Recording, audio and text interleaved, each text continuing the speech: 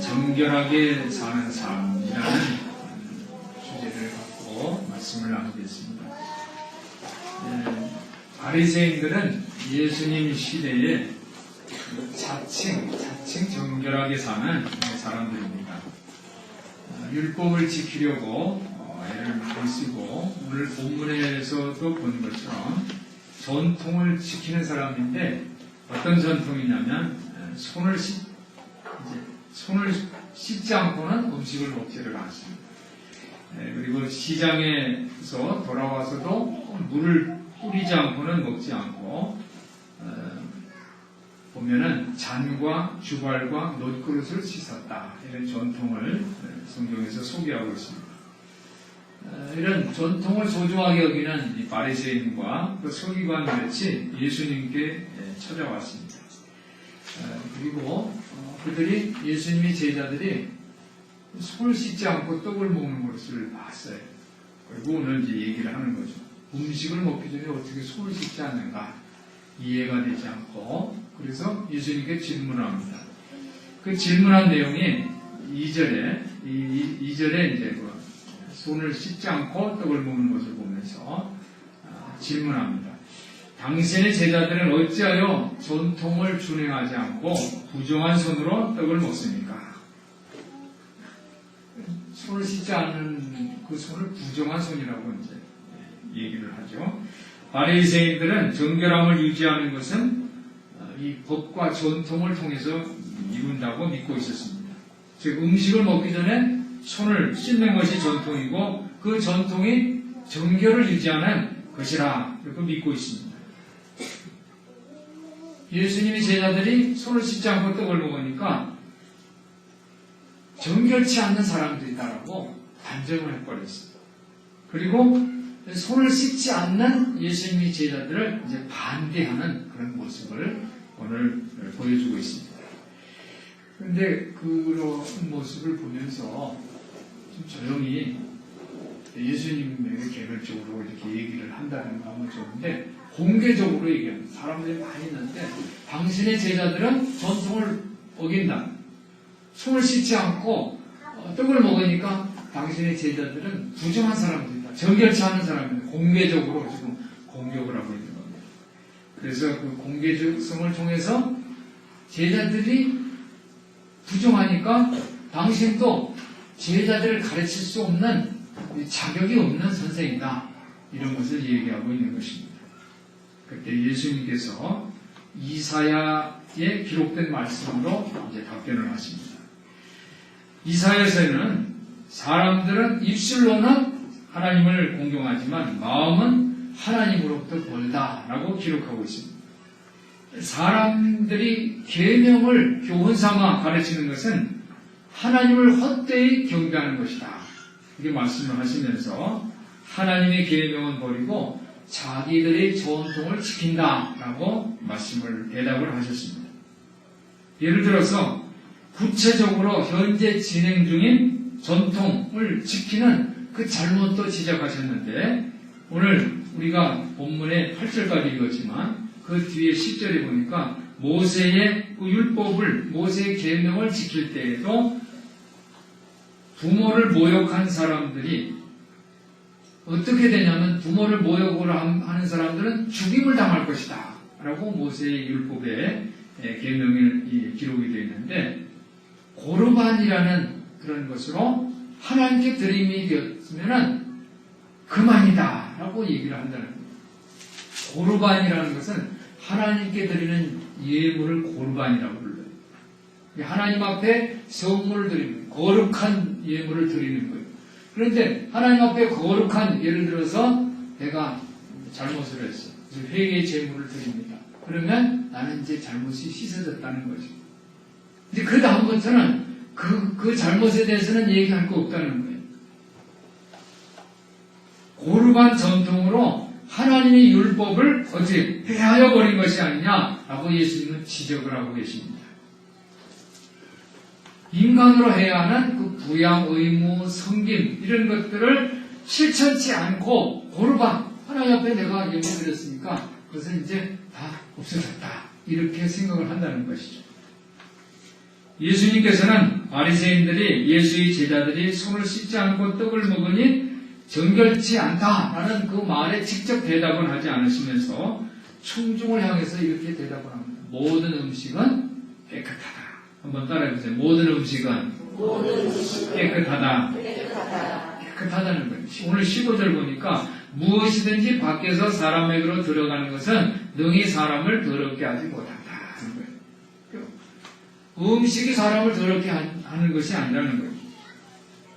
오늘 바리새인들이 말하는 거룩한 삶을 상징하는 이 정결의식, 즉 손을 깨끗이 씻는다든가 시장에 갔다 오면은 이 물을 뿌린다든가 해서 음식을 먹는, 또는 고르반, 하나님 앞에 거룩한 예물을 제물을 드리면 그러면 내가 거룩한 삶으로 대체가 된다라는 것은 너무 부족하다는 말입니다. 그거 가지고 너무 부족하다는 거죠. 그러니까 우리 성도들이 이 법과 전통이 아니라 여러분들이 진정한 의미의 정결함을 유지하시기를 예수님 이름으로 부탁을 드립니다. 오늘 예수님께서는 무엇이 더럽다고 말씀하셨을까요? 어떤 분이 변기가 더럽습니다. 변기가, 화장실 가면 변기가 더럽잖아요. 그러니까는 그 말을 들은 사람이 변기가 더러운 게 아니라 사람이 변기를 더럽게 하는 거다. 그래서 변기는 원래 공장에서 생산된 대로 깨끗할 거 아니에요. 그런데 사람이 쓰다가 보니까 더러워진 거 아닙니까? 그러면서 변기 같은 사람이 되라 이렇게 말을 했다고 합니다. 변기는 그 자체가 깨끗하지만 사람들이 그 더러운 것을 그 안에다 버리고 심지어 변기를 깨끗하게 사용하지 않아서 변기가 더러워지는 것이다. 그러니까 변기처럼 다른 사람이 그 더러운 것을 어떻게 해요? 받아들일 줄 아는 것이 얼마나 훌륭한 모습이냐라고 반문을 했다고 합니다. 오늘 21절부터 23절에 보니까 예수님도 그렇게 말씀하셨어요. 사람을 더럽히는 것은 소화관으로부터 나오는 것이 아니라는 거예요. 여러분들 사람이 음식을 먹었는데 소화관으로부터 나오는 게 뭐라고 불러요? 괜찮아요. 얘기해 보세요. 뭐라고 불러요? 네. 우아하게 얘기하면 덩이죠. 이 똥은 한자로 분이라고 불러요. 분. 근데 이 분을 한문으로 보면요, 쌀미자가 있어요. 쌀미자. 쌀미자에다가 그 아래 달을 이자. 이게 무슨 뜻이에요? 쌀의 다른 모습이라는 거예요. 사람이 음식을 쌀을 먹잖아요. 그 다른 모습으로 나온 것 뿐이라는 거예요. 그 옛날 사람들은, 우리 옛날 우리 조상들은 이 쌀도 밥이지만 밥이 곧 똥이다 라고 생각을 한 거예요. 계분이 뭐예요? 계분은 닭똥, 그죠? 마분은 말똥. 짚을 원료로 하여 만든 그 종이를 마분지라고 불러요.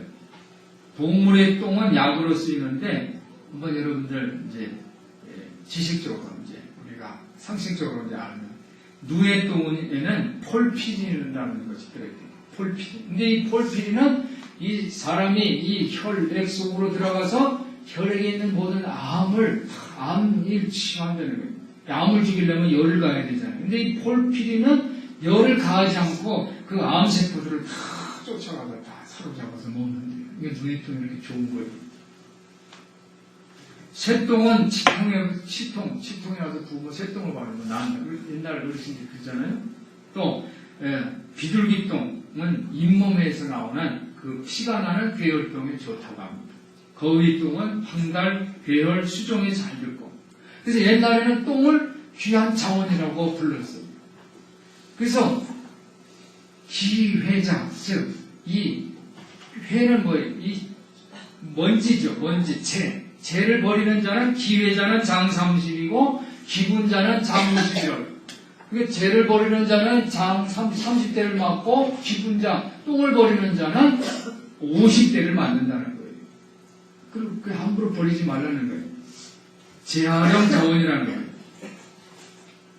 물론 이 똥을 현미경으로 보면 대장균들이 득실득실하죠. 그죠? 손을 찢지 않고 먹으면 전염병에 걸려요.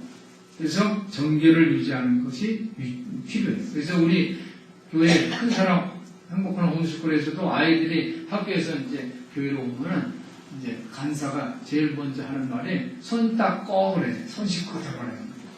화장실 가서 손 닦고 들어오라. 그는 전염병 예방과 청결을 유지하기 위한 방편에 오늘 예수님께서도 이 동료 유대인들이 정결 유지 관행을 갖추었다라고 말씀하신 것은 아닙니다. 정결, 그것이 아니라 정결치 않다. 당신의 제자들은 부정하다라고 지적한 그 지적한 사람들이 충분히 정결치 않다는 것을 지적한 거예요. 바리새인들은 예수님과 제자들이 문제를 제기했지만 오히려 예수님께 지적을 받고 말았어요. 무엇이 더러울까요? 진정 더러운 게 뭘까요? 오늘 예수님은 정말 더러운 것은 마음으로부터 나오는 그것이 더 더럽다라는 거예요. 오늘 21절에 보니까 속에서 곧 사람이 마음에서 나오는 것은 악한 생각, 음란과 도적질과 살인과 간음, 탐욕, 악독, 속임, 음탕, 흙이는 눈, 회방, 교만, 광팬이 이 모든 것이 악한 것이 다 속에서 나와서 사람을 어떻게 해요? 더럽게 하느니라 그랬어요. 오늘 이 성경에 보면 한 12가지 정도 더러운 것을 얘기하는 실제적으로는 이 사람이 생각하는 더 악한 것들이 더 더러운 게 많을 거예요. 사람이 하루에 생각하는 게 몇 가지를 생각한대요? 하루에 5만 가지를 생각한대요. 그러니까 그 생각 중에 더 악한 것들이 얼마나 많을 거예요. 이 악한 생각은 사탄의 군대입니다. 사탄의 군대. 악이 인간을 파멸하려고 하는 것을 주목하시기를 바랍니다.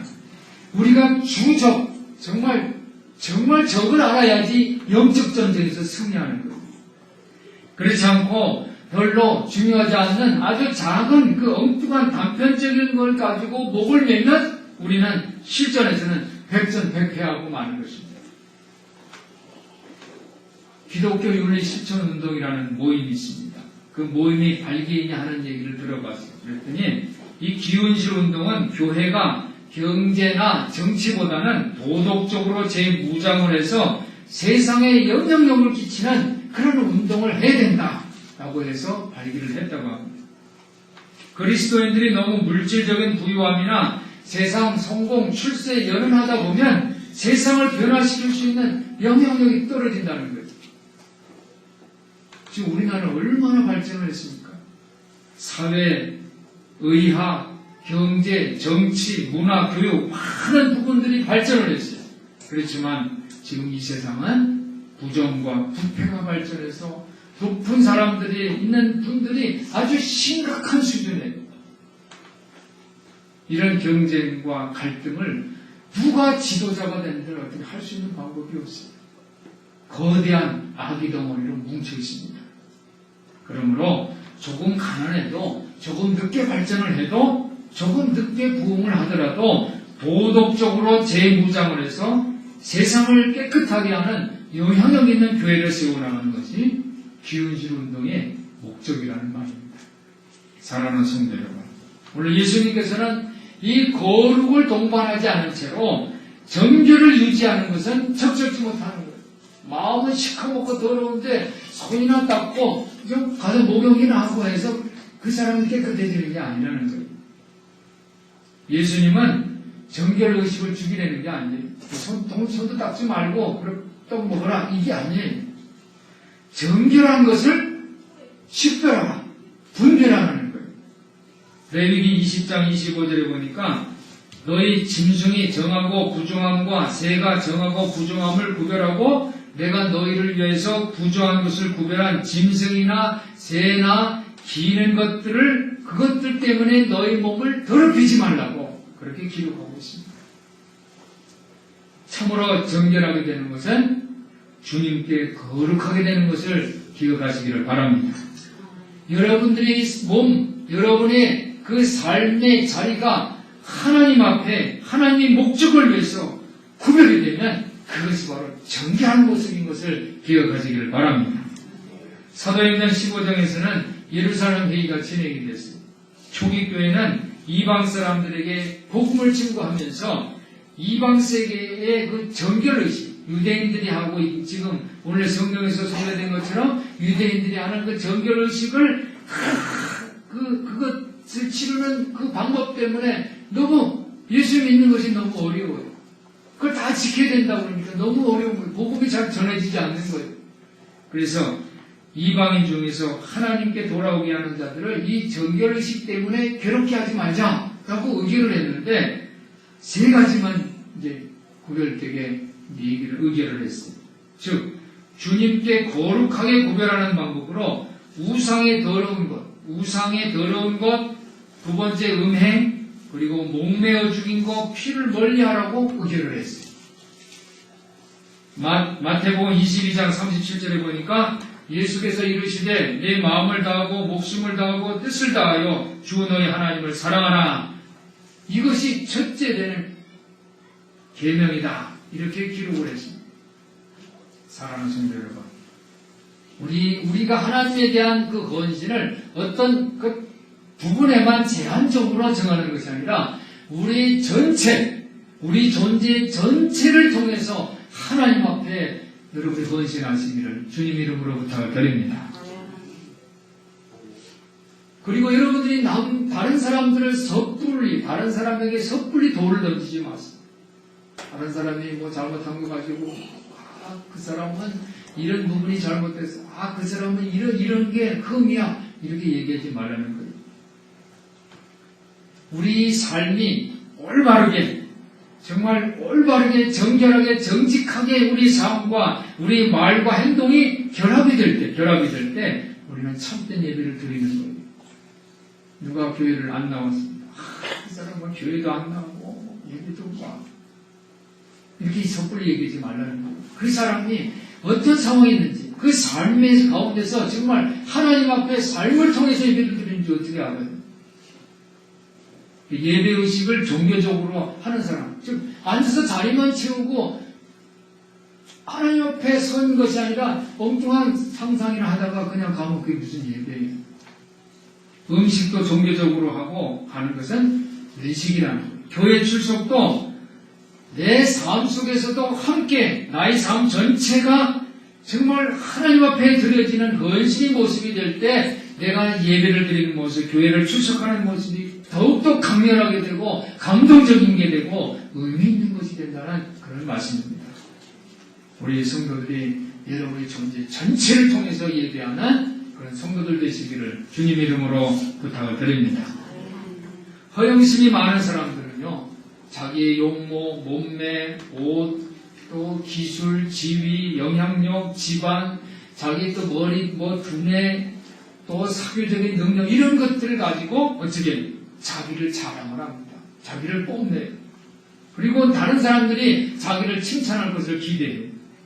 그리고 다른 사람들이 자기를 해주지 않으면 쉽게 분노하고 또 본인이 상처받고 그래요. 오늘 예수님께 와서 질문한 유대인과 서기관들은 자기들이 전통으로 자기를 깨끗하게 한다는 거예요. 자기들이 정결하다는 거예요. 그리고 인정받고 싶어 하는 거예요. 그래서 다른 사람을 돌을 던지는 예수님의 제자들이 손을 씻지 않고 떡을 먹는다라고 지적하는, 그 지적하는 것은 다른 사람을 정죄하는 것도 있지만 자기를 허영심을 드러내는 거예요. 나는 그렇게 안 산다는 거예요. 그러니까 허영심의 실체는 뭡니까? 자기가 찬양과 감탄의 대상이 된다는 거예요. 그러나 기독교는 우리 가진 모든 것이 자기 것이 아니라 하나님이 주신 선물이라는 것을 고백하는 거예요. 할렐루야. 여러분이 가지고 있는 모든 것이 여러분의 것이 아니라는 거예요. 그것은 하나님의 것입니다. 하나님의 것이라는 것을 고백하는 여러분들 되시기를 바랍니다. 그래서 우리가 하나님 앞에 11조 드리는 것도 뭐냐면 내 수입의 10분의 1만 드리는 거예요. 그런데 이건 뭐예요? 상징적인 거라는 거예요. 내한테 주어진 건 다 내 것이 아니라 하나님의 것입니다. 고백하는 거예요. 여러분 그런 것을 증명해야지 왜 다른 사람에게 돌을 던집니까? 찬양과 감탄도 오직 그분 하나님의 몫이라는 거예요. 내가 받을 것이 아니라는 거예요. 오늘 유대인과 서기관들은 자기가 받을 것으로 오해하고 있어요. 성숙한 그리스도인은 영광이 자기에게 돌려지는 것이 아니라 그 영광이 하나님께 돌려지는 것을 고백하는 사람들이에요. 그래서 여러분들이 한번 스스로 생각해 보세요. 찬양과 영광이 나한테 오지 않으면 기분이 안 좋고, 다른 사람들에게 가면 기분이 안 좋고, 이런, 만약에 여러분이 마음이 그런 마음이 들었다면, 그것은 아직도 모르는 거예요. 나한테 칭찬이 돌아오지 않는다 할지라도, 그것이 하나님의 것입니다라고 고백하는 저와 여러분 되시기를 예수님의 이름으로 부탁을 드립니다. 신앙이 58 반지를 갖고 있는 사람이 있어요. 이 58, 그죠? 58 반지, 그죠? 58 반지는 그 의미가 순결, 또 희망, 또 여성의 행복이라는 그 의미가 있고, 어느 집에 이 58 반지를 끼고 있는 이제 아버지가 있었는데, 이 아버지가 돌아가시면서 아들한테 58 반지를 줬어요. 근데 이 58 반지는 아주 신기해요. 이 반지를 끼고 있으면 그 끼고 있는 사람의 마음이 겸손해져요. 마음이 온화해져요. 그래서 다른 사람들이 그 마음을 편안하게 해주고 화평케 하고, 그래서 다른 사람들한테 칭찬받고 존경받는 그런 신기한 반지예요. 그래서 이 반지를 이제 이 가정에는 아주 그냥 가보가 돼서 대대로 이어져 냈어요. 아버지가 아들에게, 아들이 또 그 아들에게, 또 그 아들이 또 그 아들에게 계속 대대로 이어져 나가는 아주 가보 같은 존재. 그런데 어느 세대에 이렇게 아들이 계속 한 명씩만 있다가 어느 세대에 세 아들, 아버지가 아들을 셋을 낳았어요. 근데 아버지가 이제 돌아가실 때 우리 할아버지처럼, 우리 증조, 고조 할아버지처럼 이렇게 아들한테 줘야 되는데 반지가 하나니까 어떻게 해요? 반지를 2개를 더 만들었어요. 같은 반지를 2개 만들어서 3개를 만들었어요. 3개를 다 줬어요. 아들한테. 이 반지에 대해서 설명을 해요. 이 반지를 끼고 있으면 마음이 겸손해지고 온화해져서 너희들이 세상에 훌륭한 사람이 된다고 이렇게 설명을 해줬어요. 아버지가 돌아가셨어요. 근데 자식들이 58 반지를 이렇게 보면서 얘기를 들었을 거 아니에요. 할아버지한테 58 반지가 3개가 온 게 아니라 하나가 온 거를 알았을 거 아니에요. 그러니까 이 둘은 가짜라는 걸 이제 알았죠. 그러니까 서로 이제 어느 게 진짜냐 하다가 전문가한테 감정을 해요. 전문가 보니까 뭐 비슷비슷하고 뭐 전문가도 이제 볼 수가 없는 거예요. 그래서 결국 이 분쟁이 법에까지도 간 거예요. 재판관이 이제 이것을 판단해달라고. 재판관이 아무리 봐도 구별하기가 어려워. 그래서 재판관이 한참 고민하다가 이렇게 말을 했습니다. 사실 어느 것이 진짜 신비의 반지인지 모르겠습니다. 하지만 신비한 능력을 가진 진짜 반지가 그것을 낀 사람을 겸손하고 온화하게 만든다면 어느 것이 진짜 반지인지 결정하는 것은 어려운 일이 아닐 것입니다. 그냥 여러분들이 이 3명의 아들 그냥 지금 사는 대로 한번 사십시오. 평상시 지금 사는 그 삶대로 살아보세요. 너무 걱정하지 말고 살아온 대로 살아가세요. 진짜 반지의 소유자는 어떻게 돼요? 겸손하고 온유하고. 한번 따라해보세요. 겸손하고 온유하고. 그렇게 될 거 아닙니까? 그래서 판결을 이렇게 냈어요. 이 세 아들이 다 어떻게 됐을까요? 겸손하고 온화하게 된 줄 믿습니다. 사랑하는 성도 여러분, 우리 모두는 지금 신앙의 58 반지를 끼고 있습니다. 여러분 오른손 한번 이렇게 들어보세요. 어느 손가락에 끼고 왔어요? 여러분은 한번 들어보세요. 한번 들어보세요. 여러분이 손가락에 지금 신앙의 58 반지를 하나님이 끼워주신 것을 믿으시기를 바랍니다. 여러분들이 신앙의 58 반지를 끼고 있습니다. 그리고 여러분들이 겸손하고 온유한 신앙의 사람들이 될 줄 믿습니다. 여러분들이 온화한 그리고 겸손한 성실하게 살면서 예수님께 칭찬받고 인정받는 정결한 삶을 사시기를 예수님의 이름으로 축원합니다. 축원합니다. 기도하겠습니다. 사랑이 많으신 하나님 아버지, 우리 성도들이 신앙의 58 반지를 끼고 겸손하고 성실함을 통해서 천국 향례를 내는 정결한 삶을 살 수 있도록 도와 주시옵소서. 우리 주 예수 그리스도 이름으로 간절히 기도하옵나이다. 아멘.